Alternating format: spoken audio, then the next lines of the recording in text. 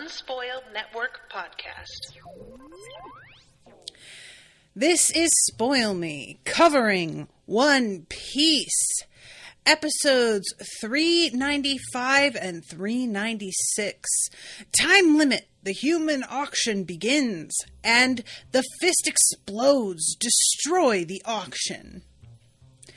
In these episodes, we've got a slave market, kiddos.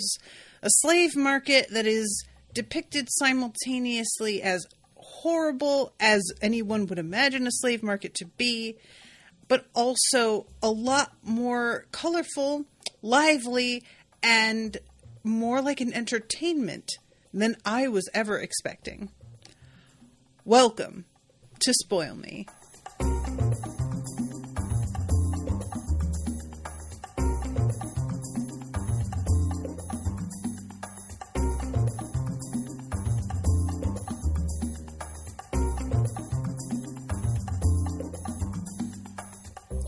Welcome to the show, everyone. I am Natasha. Thank you very much to Florian for commissioning this episode. What's up, Florian?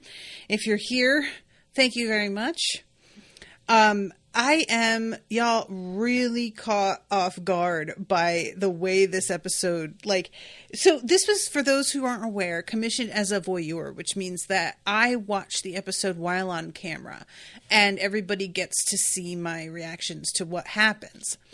And I went into it, I think it was Seraphim who asked what I was thinking, why I was commissioned for this particular couple of episodes. And they asked, do you think it's going to be fist punch victory moment? Do you think it's going to be something really sad? What are you guessing? And I thought it was going to be a victory thing, but not finishing an arc type victory, but there would be something very satisfying. And it's funny because that's what it wound up being, but it comes so late. It's literally the last thing to happen right before the credits is this satisfying thing. And I had literally the whole episode just been somebody kill this guy. Somebody just fucking do something to this fucking guy. I was ready to snap because I hated this character so much. What is his name, guys? Saint something, because they're holy beings, or that's the story they're telling everybody, right? So everybody is going by Saint something, which really, can you imagine being amongst people who believed themselves to truly to occupy a place of a god, basically? I can't. I know that there are actual people out there, but they're usually somewhat guarded in saying it out loud because they understand how that would be perceived. And these folks just really are being what they are right out in the open. And I keep being surprised. Saint Charles. Okay, thank you. Seraphim says, punch the rich. Indeed, Seraphim. Indeed. So, I just realized I'm on camera, only just now realizing my nails match my top almost completely, exactly perfectly. Nobody who's listening cares, but I promise the effect is very, very pleasing. I like it. Seraphim says, worthless, inbred, entitled asshole, or any other such descriptions are also valid. Yeah, this dude, and I said this while watching, they really knocked it out of the park, making somebody so hateful. And I mean, it's really interesting after going through the number of villains that we have for this show. Every arc has its own baddies, and it's got its own particular focus on one baddie. And there have been plenty that I have not liked. But when I really hate somebody, I kind of feel oh, okay, Oda has zeroed in on the particularly worst type of person. And that was what I thought, with Sandom. And I'm realizing now that there are a lot more types of worst person than I really am prepared to admit to myself, because I don't like thinking about what that means for the state of the world. You know, knowing that like there are just so many varieties of complete asshole piece of shit. And this dude just, I think, it was Spandam, right? Not Sandom. Did I say Spandam? I don't remember what I said, but you know who I'm talking about. I really hated him because of his sadism.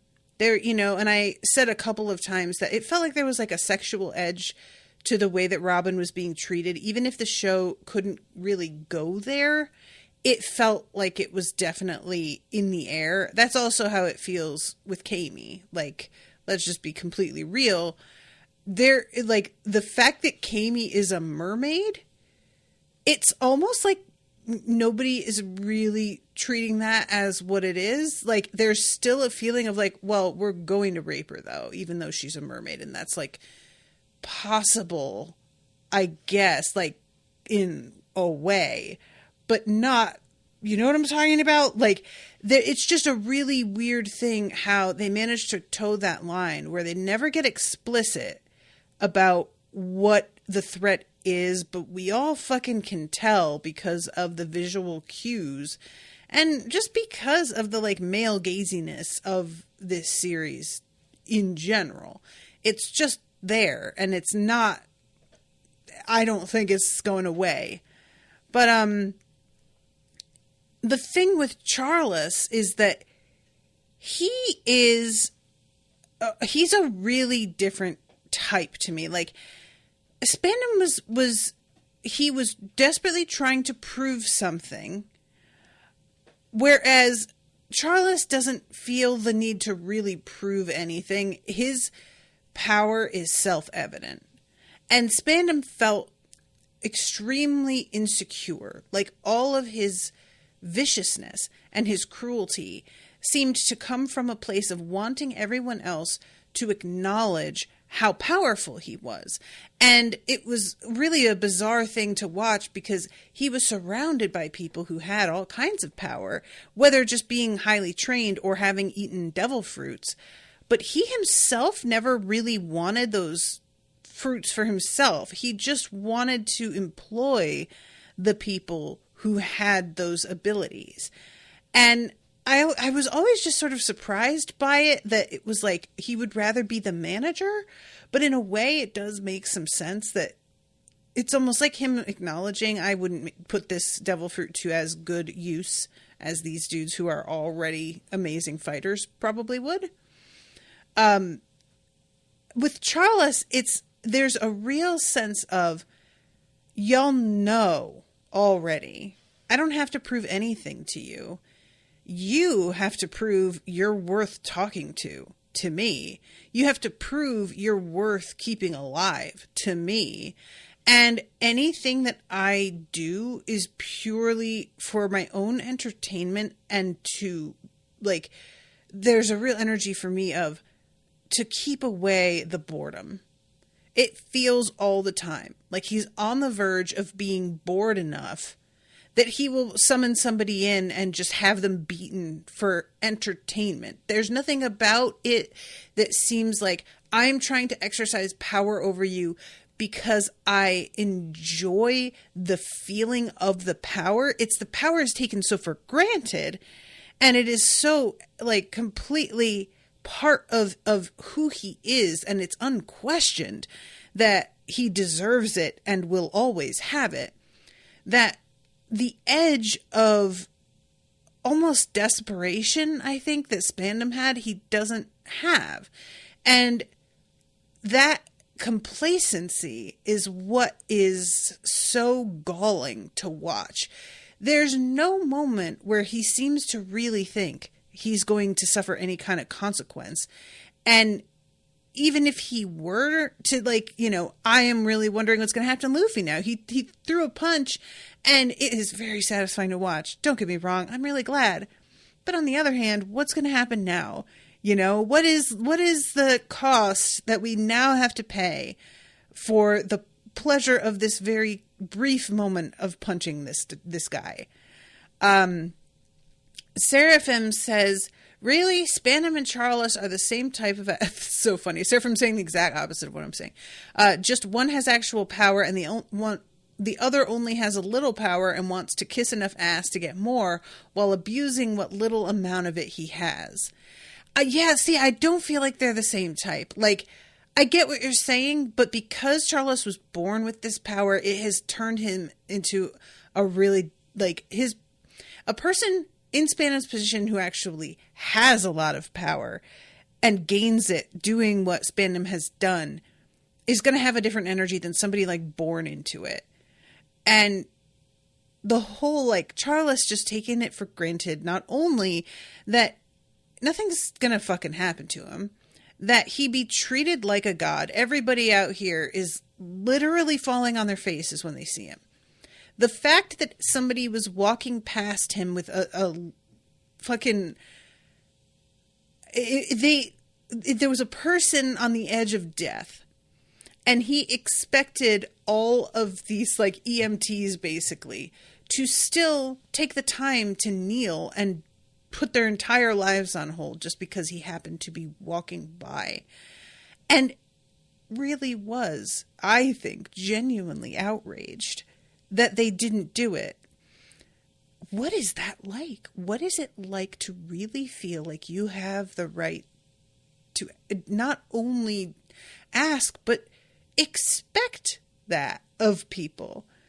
And I'm not going to try and front with everybody and pretend that I don't have my own problems with entitlement. I 100% do. And they'll sneak up on me sometimes and I'll notice and be like, whoa, ew, what is that? Sometimes not in time to have stopped the behavior. I may not notice for years. But there are certain types of entitlement that I have never felt because I have never been in the position of certain people. And watching from the outside, it's a wild experience to really see how differently people can live their lives, how differently we can move through the world depending on what we have been taught is our due, you know? So I'm talking about this like all in hypotheticals, and I haven't really like gotten into the meat of the episode because we have a lot of stuff going on here. The beginning of the human auction starts off with the Vice Admiral, Luffy's grandfather, who is having tea and cookies with, I think it's cookies, with some dude like a Marine officer. And he is telling him about how the guy, what is his name? I keep wanting to say Hadley, but he goes by Dark King, and it's the woman's husband that they were just talking to, who she says is like 100 times stronger than Luffy. The thing that the Admiral is guessing is going on here, he thinks that this dude racked up some gambling debts and sold himself into slavery to pay them off, which he says this in such a way that, you know, it feels like this happens a lot. And I can't imagine being that powerful and feeling like, and this is me kind of telling on myself, but honestly, in a world like this where raw strength can mean so much, if you have that kind of power and you wind up getting into gambling debt, I feel like you've got some very brute strength means of getting out of that debt.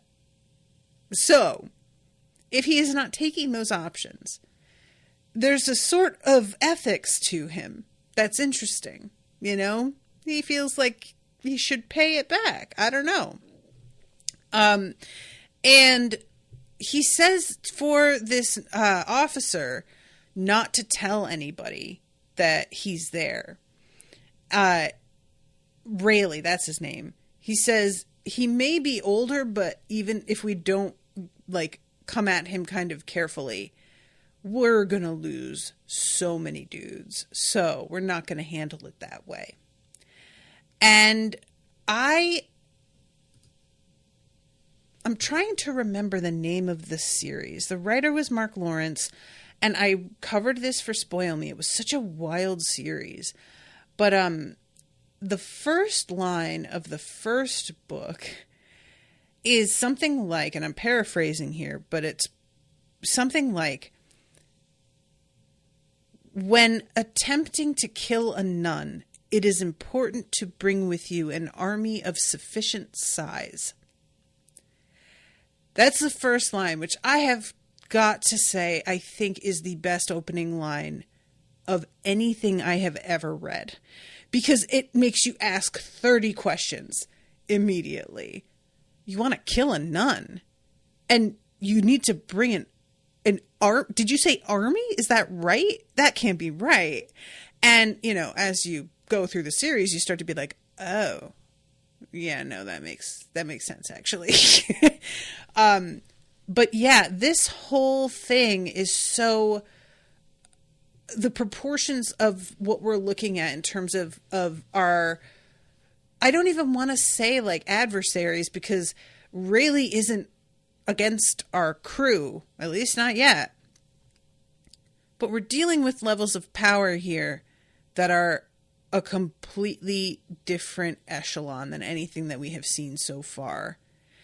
And the tricky thing about the way that we're ramping things up here, and I'm just going to like kind of be honest with you guys about this, even though I recognize that to a degree I have got to suspend my disbelief on certain things. So, you know, I'm willing to do that, and I will do that, but I do want to make it clear where I'm coming from.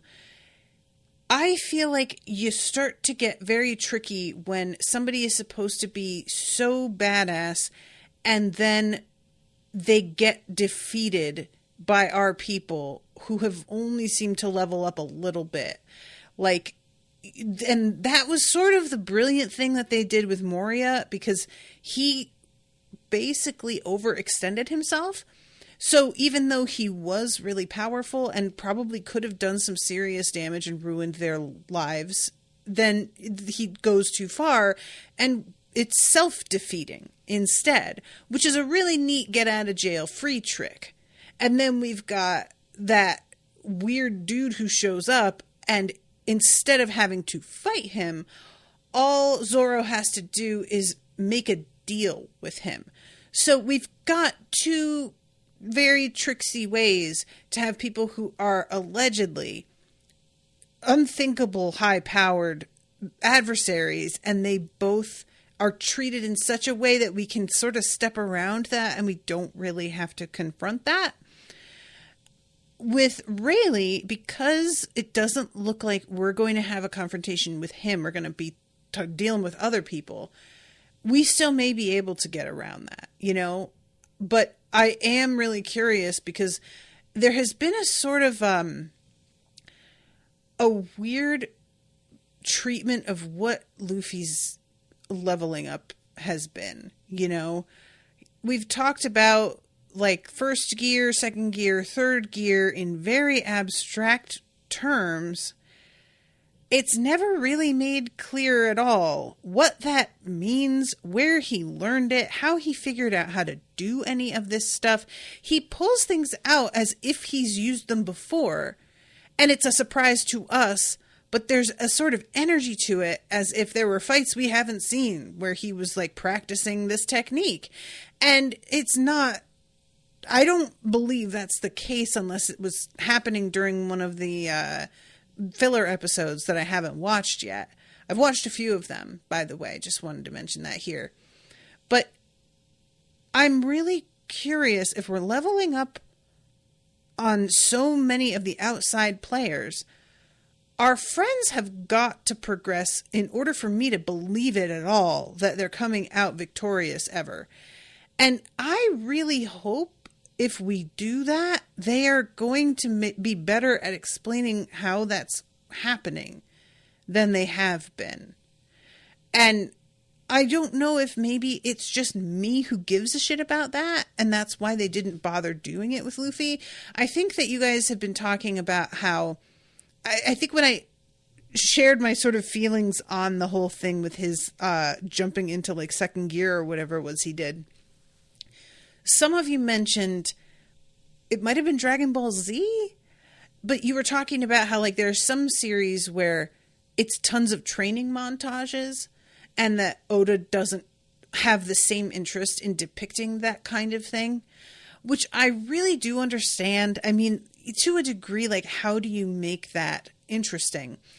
But if you don't want it to be through training, if you want it to be like a happenstance that he discovers there's a new thing he can do, I would at least like that. I would at least like to see Luffy stumble on being able to progress to doing something new and being like, wow, what's this? How did this happen?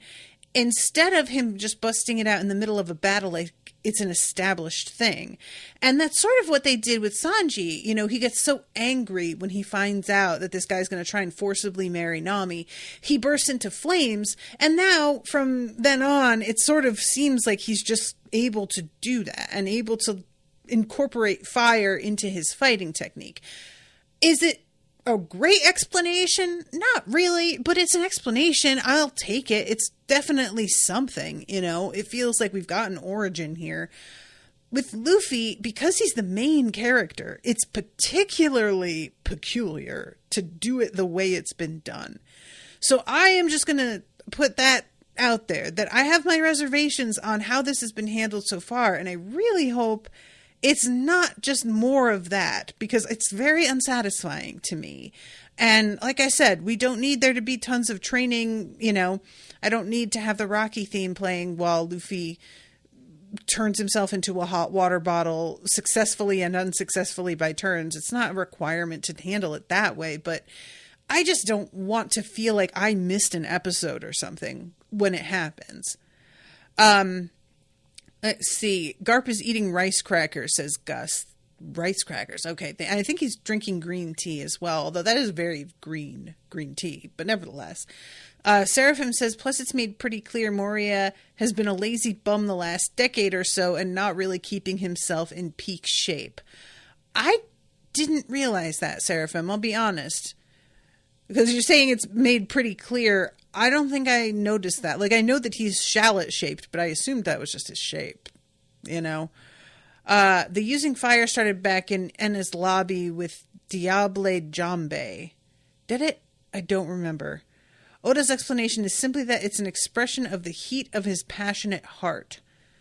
Oh, with Sanji, right? Not Luffy, and his hot water bottle technique. I don't remember it at Ennis Lobby, but I believe you. Ennis Lobby, Sanji is just out of it for so much of the time that I've kind of forgotten what role he played. I'm going to be straight with y'all. He you know, winds up running off and doing some other crucial stuff, but the main players for that fight that I'm thinking of, Sanji isn't one of them. No offense, Sanji. So this, like, starting things off, I was wondering if we were going to get the Marines dealing with Rayleigh in these 2 episodes, but it does not happen yet. We do get eventually an announcement that starts circulating through all of the different groves that Ace is going to be executed. And it's a really weird thing because I think they're doing, like, correct me if I'm wrong, guys, is Ace's execution happening here? Or is it simply that the news is traveling from another place to here? I felt like it was, the way that it was being talked about, it seemed like it was going to be happening on one of the groves here. And I don't know if that's incorrect, but it's kind of funny if Luffy was sort of like, Ace wouldn't want me to save him, Ace will be fine, to then accidentally find himself in the middle of, like, the exact space that his brother is going to be executed. But yeah, so let's go to the human auction. It's a very big sort of stadium-like building. It kind of looks like a temple from the outside. And inside, it really looks like a huge theater, like an amphitheater. It's a sunken stage and all of these seats. And there is the master of ceremonies for this is a guy named Disco, who he is he's called Mr. Disco. He's got very long white hair with bangs, which do not become him. You shouldn't have gone with the bangs. He is wearing a long skirt and coat, and they are purple with like green sort of scallop patterns, a very roundy sort of yellow hat with big orange flowers on it. The only thing that's like vaguely disco-like is his star-shaped sunglasses. But for somebody named Mr. Disco, he really isn't giving disco at all. When I heard his name was Mr. Disco, I was sort of expecting the camera to pull back and get at least like one of those 70s prom tuxes with the like ruffled front or something. At best, I would have liked a bell-bottom tight-fitting outfit, you know, like something kind of approaching maybe an Elvis impersonator outfit. Or you could have even done like one of those high-waisted black pants with the shirt tucked in but unbuttoned all the way down, like a Saturday Night Fever kind of look, and a pompadour. But yeah, this Mr. Disco is really, to me, like the vibe I'm getting off him is hippie, much more so. So let's see. They're saying they don't think it's specified. Gus says there's a movie, so it's not canon, where Luffy discovers Gear 2 by something falling on him and it compressing his legs in the same way. I'm not sure how he actually discovered it, though. With Gear 3, I could totally see him just coming up with it on the spot, like, LOL, what if I just blow up my hand like a balloon and it makes my punch bigger, or something like that. Yeah, and see, this is the thing. It is believable, but it's not done. And that's what I think is so strange. There's a million ways that you could have Luffy figure out how to do these other gears. And having him just be like, haha, what if I did this thing? I would be down to hear him sort of be like, you know what, I'm going to try something new, and just goof around, and he comes up with this like really effective new technique. I would actually enjoy spending a little bit more time with Luffy when he's like fucking around in that sense, because I think it would suit his character a lot. But it's just a thing that's already here and ready to go.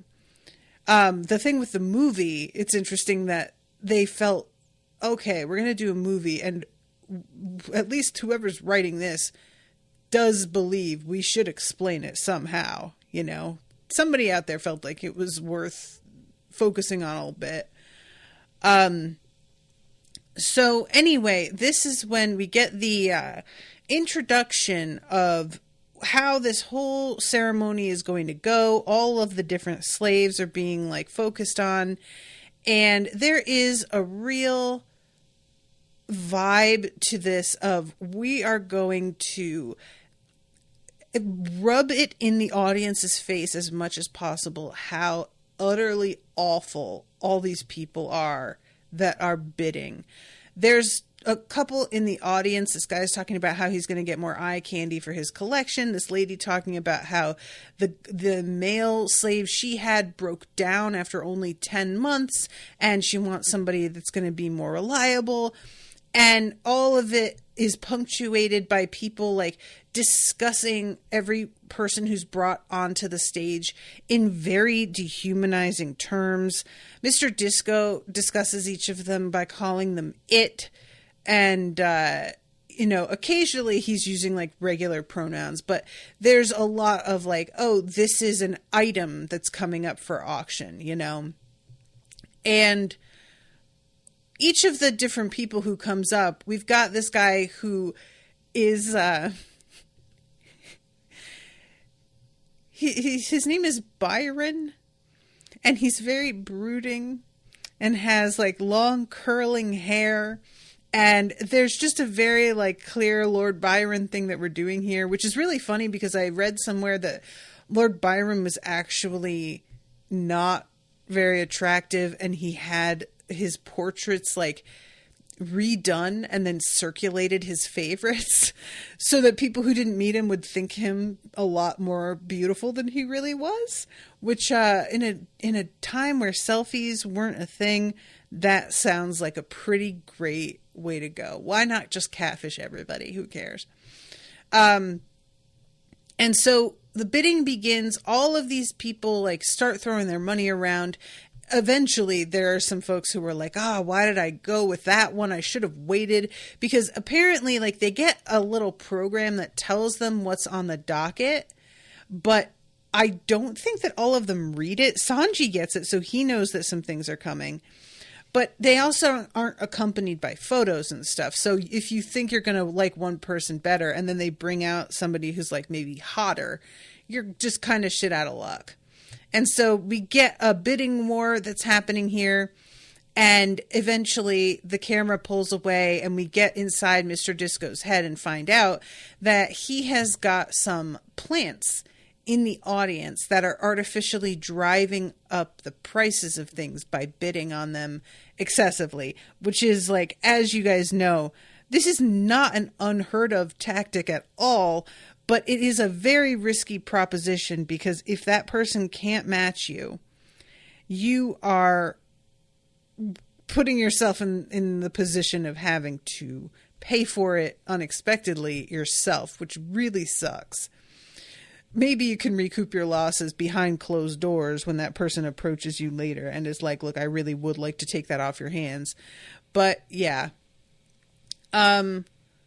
Let's see. Sorry, guys. Seraphim says he mentions that he figured out Gear 2 by watching CP9 use shave. He's pretty much doing the same thing they do to get a quick burst of speed, but because his body is rubber, his heart and blood vessels can withstand the increased blood pressure without exploding like a normal humans would if they use it for more than a second or two. I don't remember that at all. I'm going to be straight up with you, Seraphim. That feels like complete news to me. Gus is saying, Seraphim, he figured out how to move very quickly while in Gear 2 by imitating shave. But Gear 2 itself is not based on anything that CP9 is doing at all. It's something he only can do because he has a rubber body. Oh, that makes more sense. Because, yeah, Seraphim, your explanation, I was like very hungry for and searching for an explanation, and so this not ringing any bells at all was surprising me. But I think what Gus is saying makes some sense, because otherwise I really feel like I would have retained that information since I wanted it, and I was asking the question a lot when that episode first happened and nobody offered that explanation. So I think Gus is right on this one. But anyway, so as all of this is happening, our friends are trying to rush to get to the auction before Kami gets put on the block. And it's a very funny sequence, because Zoro is unknowingly heading in the correct direction because he thinks that everybody is going to be at Grove 1. So even though he has struck off by himself, he is still like on the job and just doesn't realize it. The problem is that eventually he, like, despite being at Grove 2 and us thinking that he is 100% almost there, this is going to be perfect, he then finds himself at, like, Grove 12 unexpectedly, and he thinks that some people gave him bad directions, but I maintain that they gave him perfectly fine directions, and he just went the wrong way. I don't know. They did act very sketchy when they saw him, and he asks why, and they're like, because you beat the shit out of us. And I think that's probably true, you know? But what winds up happening with him is that Luffy is passing above and spots him and just grabs him up with his rubber arm and pulls Zoro onto the flying fish that he is riding, which Zoro is like annoyed by. But I was just sort of like, dude, he's doing you a favor, because everybody knows you don't know where you're going. You yourself have just admitted that, like, you're basically lost. So yeah, let him give you a quick Uber. It's fine. And Zoro, there was like a almost confrontation with some guys, and they are about to fight him. And this dude, he's like, do you know where Grove 1 is? We'll tell you all right. But I don't think you're getting there. Your bounty is mine. And this guy lifts his sword, and Zoro just raises his eyes and looks at him. And the guy backs up and drops his sword, and everybody else in the circle surrounding him also backs up. And I really, really enjoyed this moment. I am going to continue making my comparisons to Cradle, but what I felt from this scene was like, this is the vibe of when you unveil your spirit and let somebody know that you're like Underlord level. This is a moment of look, I was trying to be polite, but if you want to know who you're fucking with, I will gladly tell you, because none of us wants this. I don't have time. So all of this, we've got Usopp going off and figuring out who it was that captured Kami. That's when they find out that it was Peterman. He's so clearly Peter Pan. Peterman, come on. That is really funny. And Sanji is riding with, I can't remember his name now, Pretty Boy. And that dude seemed to know where they were heading from the beginning. And so even though Sanji is frustrated over the fact that they are traveling a lot slower than everybody else because they were heading in the right direction since the beginning, this dude is very confident they're going to be the first ones to arrive. But it turns out that Chopper is already there. So sorry about it. Sanji is unreasonably mad at him. And it makes sense that he would know, because Sanji says, like, oh, kidnapper intuition. And I was sort of like, well, they were planning on selling Kami. So, yeah, I guess he would know probably where the human auction is going to be. So the crew that we have that wind up going inside the auction house, we've got Frankie, Sanji, Chopper in a sort of like in his larger form, Nami, and there is like a weird little Humpty Dumpty looking guard outside, really, really strange looking dude.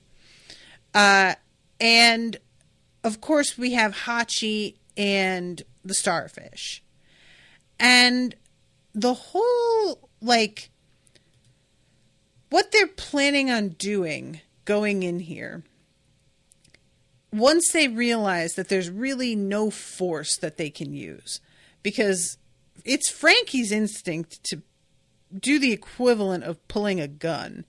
And Hachi has to be like, dude, you are going to ruin us if you do that. You can't. Not only are you going to get in so much trouble if you fuck with any of these celestial beings, also, it's very good odds that inside Kami has one of those exploding collars on her. So you'll be doing more harm than good. It's potentially like what you're doing could kill her. So he does back off. But Nami is the one who's like, all right, look, what we've got to do is beat them at their own game. They're selling her, right? Fine. We're going to buy her. And they do have like a fair amount of money. So this looks like it's going to work. It's seeming like this is a good plan.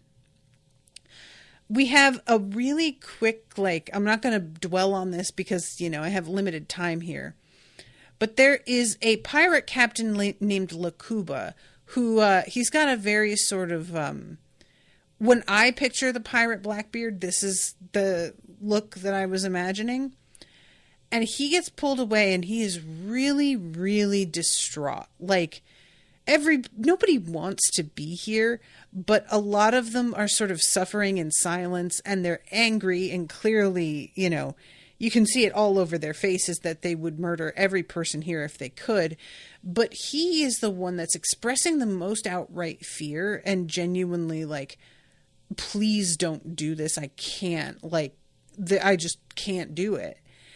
And once he's brought out on stage, his distress is really like, he's animated in such a way that I was like, oh my God, this is really sad. And he ends up bleeding and collapsing.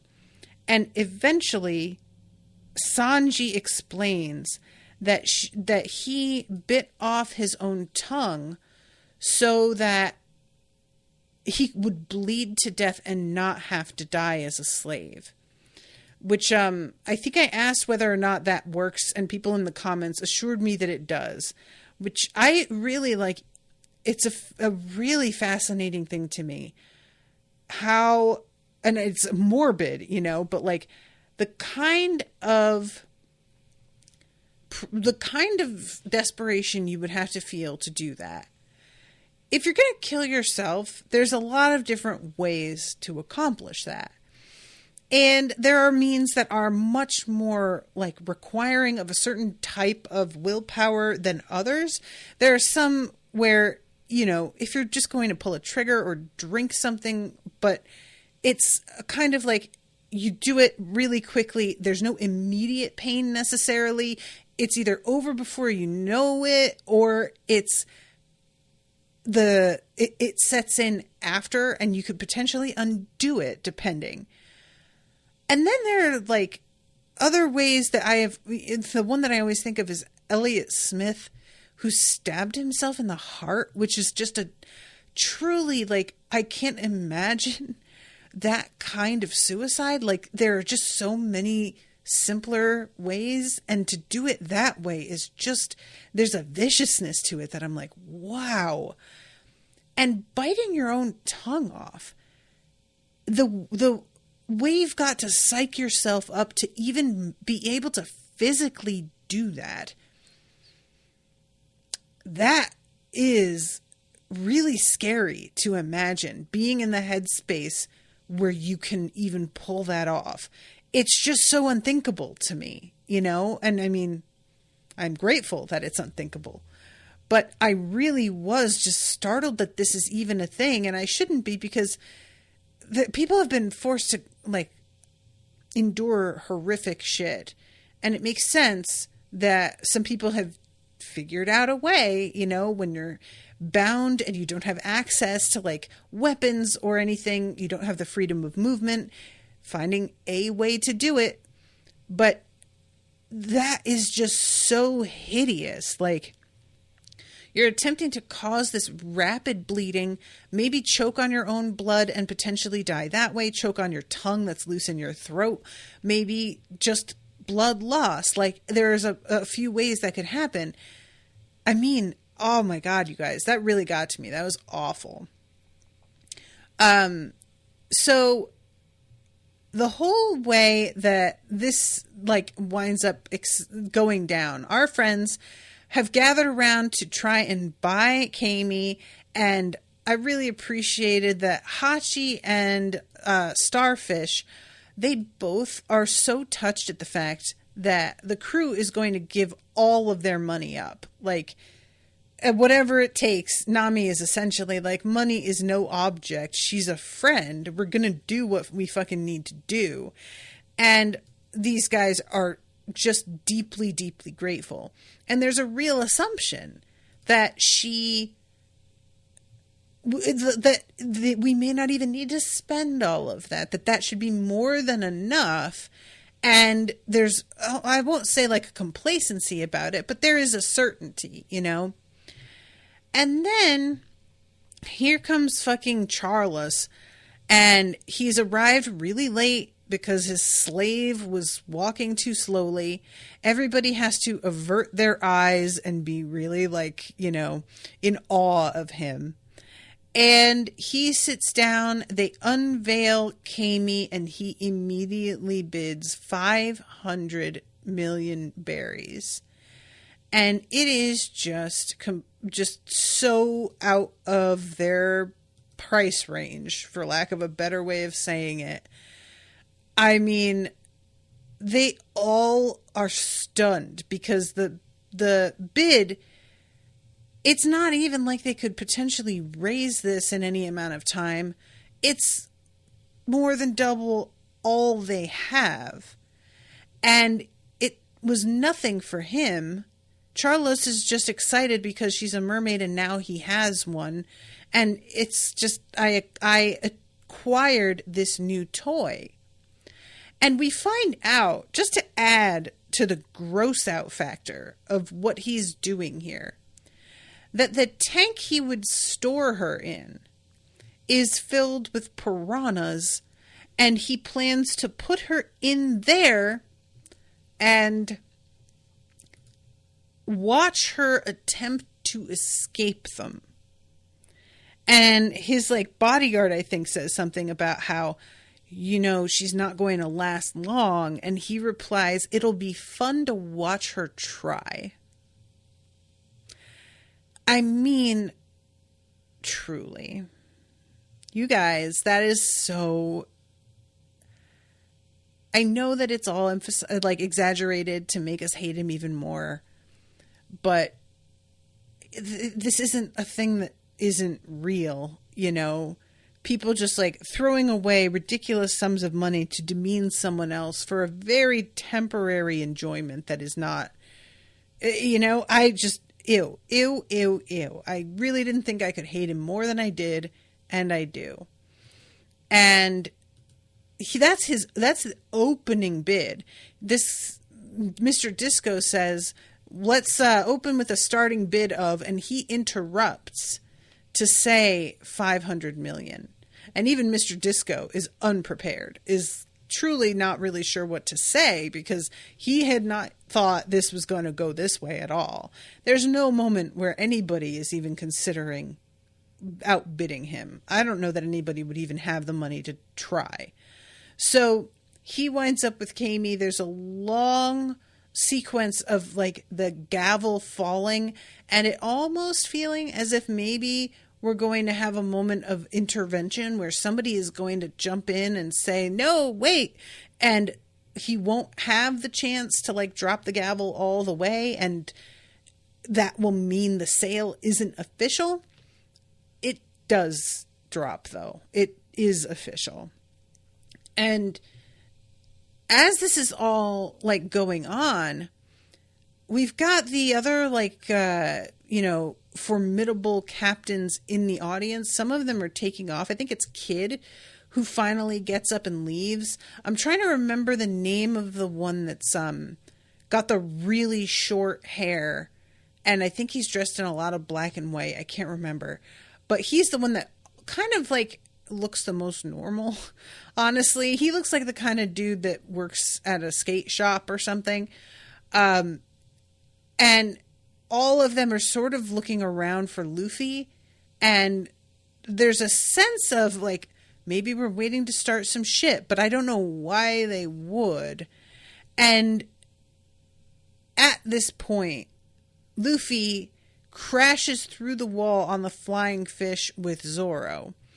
And we find out here that Zoro is not, he has no idea what's going on, because he still thinks we're going into Grove 1, which is where the ship is. We're just going back to the ship.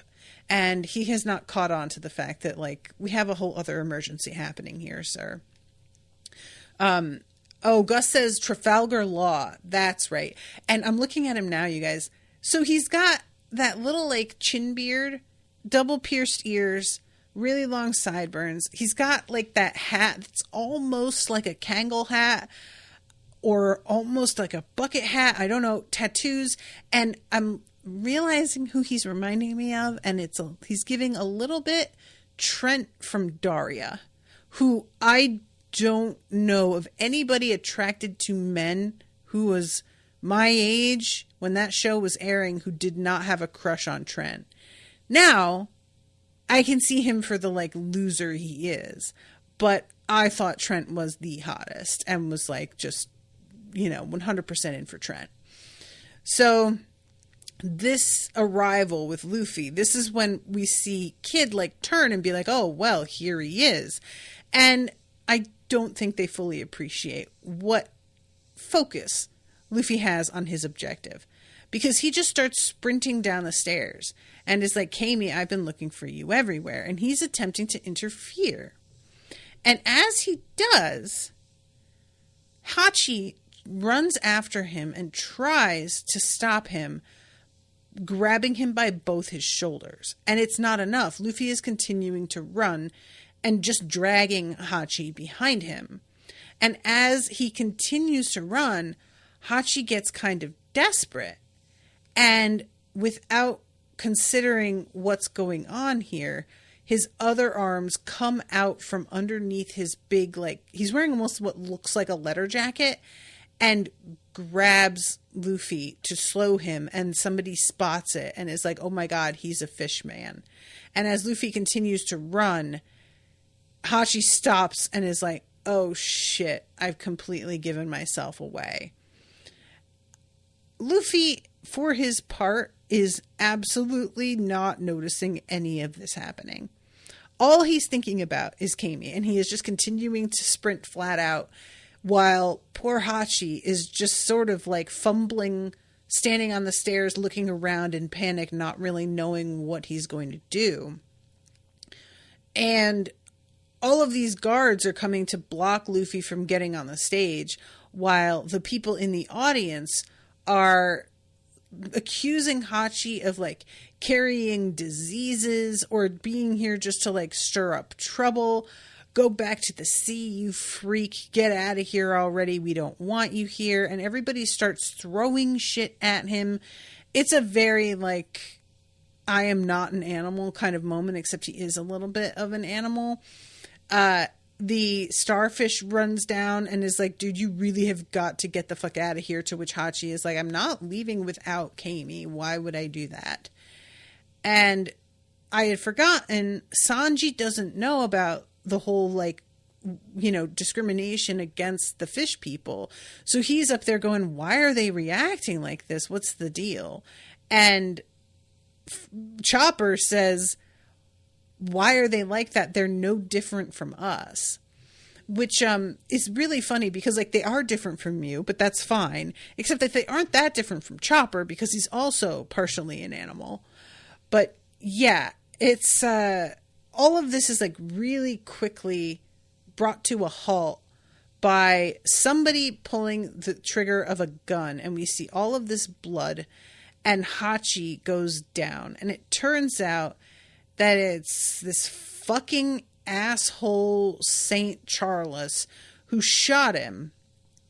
And he apparently does not think Hachi is dead because he's very jubilant that he's now got another slave that was totally free. And also that he was able to like apprehend this guy himself. This wasn't somebody caught by a slave catcher. This is somebody who he managed to shoot himself, which is like a lot more of a trophy. And he begins just prancing about, talking about how he did it. He did it. He took down a fish man. And some lady in the audience says, thank goodness someone shot it. It's just really, you guys, it's awful. I hate this. And poor Kami, of course, is like, she's in this tank that looks like a giant Christmas ornament, really.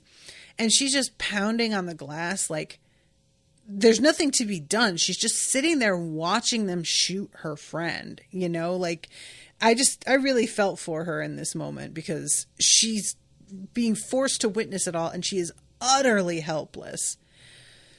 Ugh. So this is when fucking Charles says, I shot it myself. It's free. That means I can have it for free. An octopus for me, an octopus for free.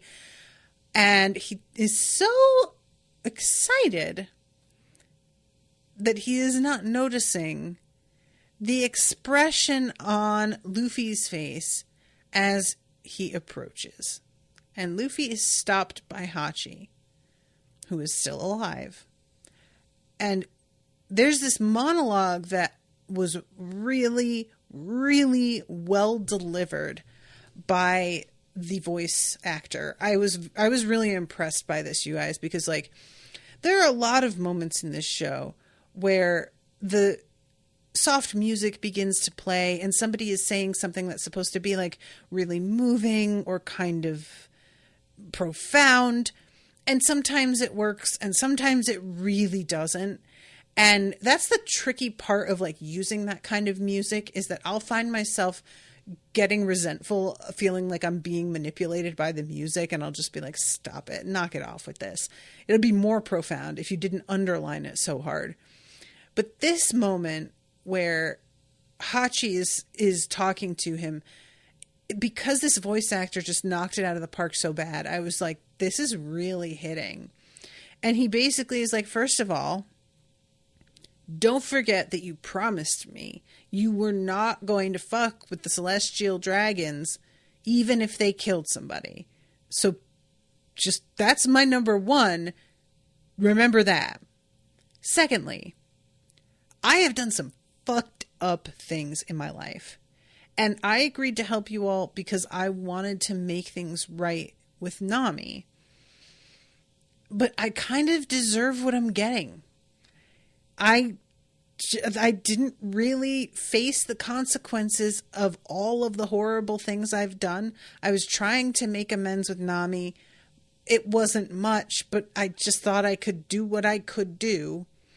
And at this point, I fucked that up, and I'm sorry about it.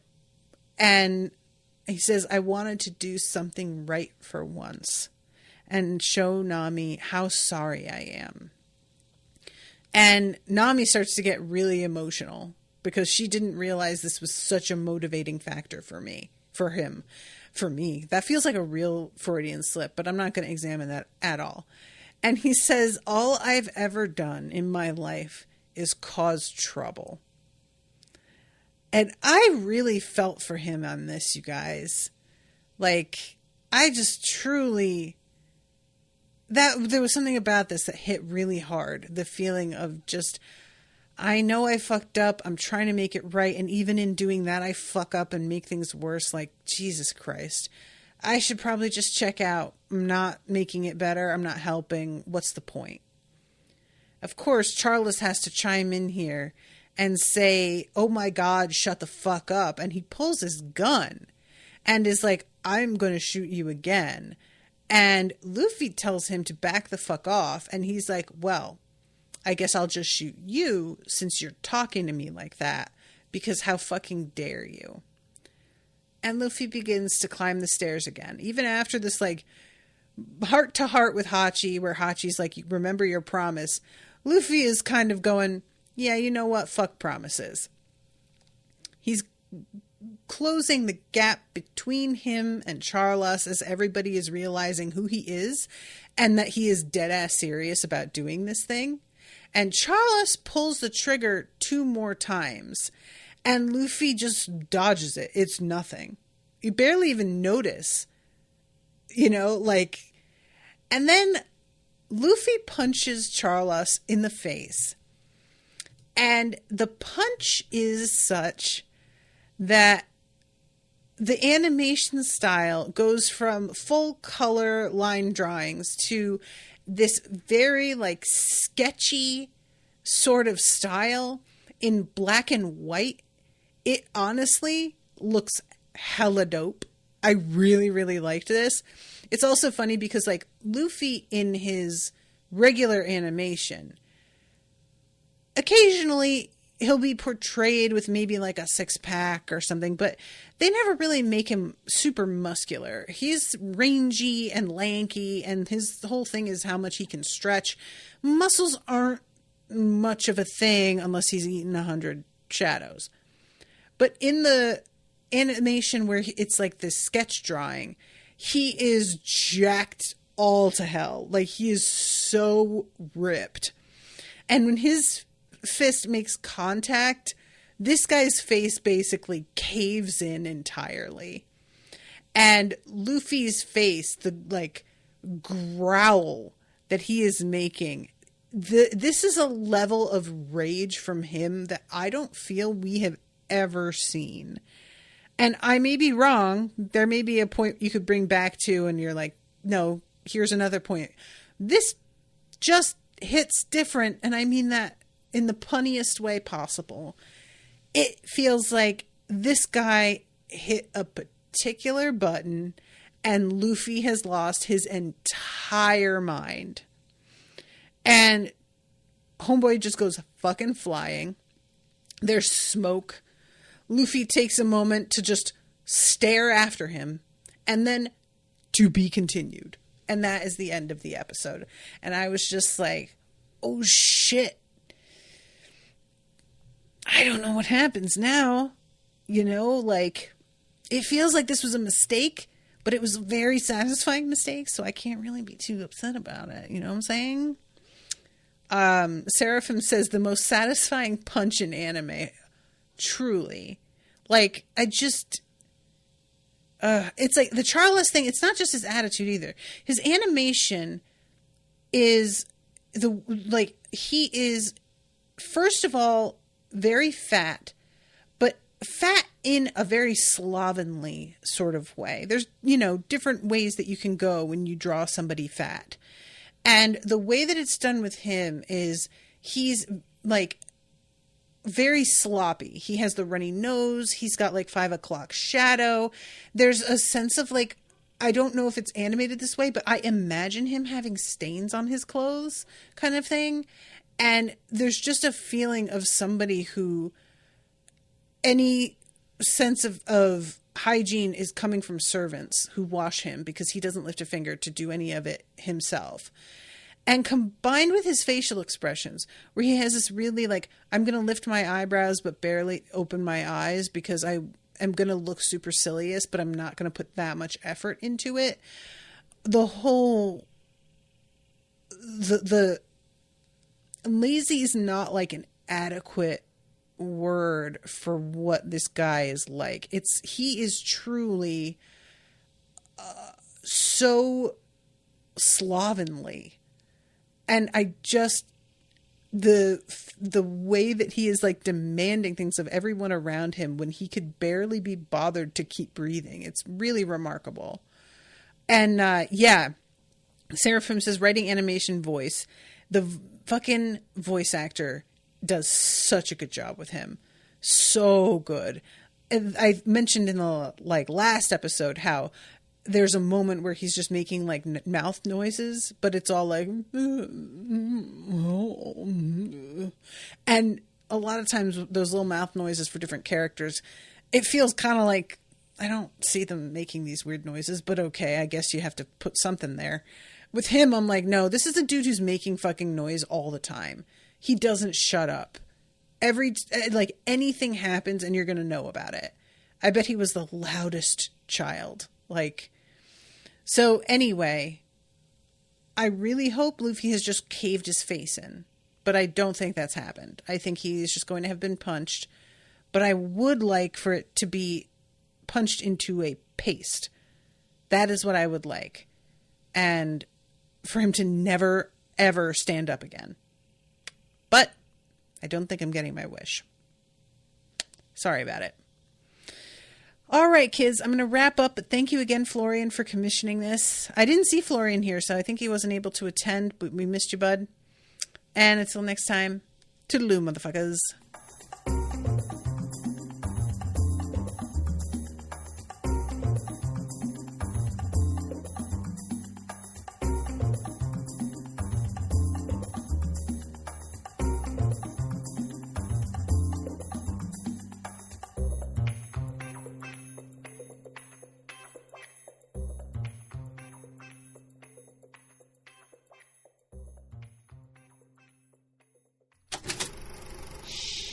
That was an Unspoiled Network podcast.